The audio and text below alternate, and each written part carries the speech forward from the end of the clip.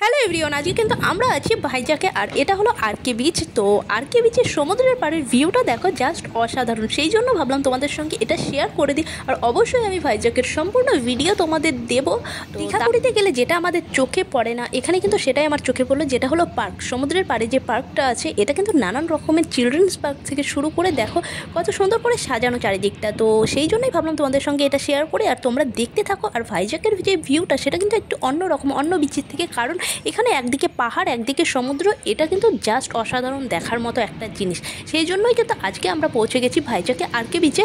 তো সম্পূর্ণ ভিডিও অবশ্যই আসতে চলেছে। আর আমার চ্যানেলে নতুন হলে অবশ্যই সাবস্ক্রাইব করে দিও, কারণ অনেক অনেক ভিডিও আসতে চলেছে নতুন নতুন। তো দেখা হচ্ছে নেক্সট ভিডিওতে। কেমন লাগলো অবশ্যই জানিও। আর এখানে রাস্তাটা দেখো, জাস্ট অসাধারণ। বারবার আমি এটাই বলছি।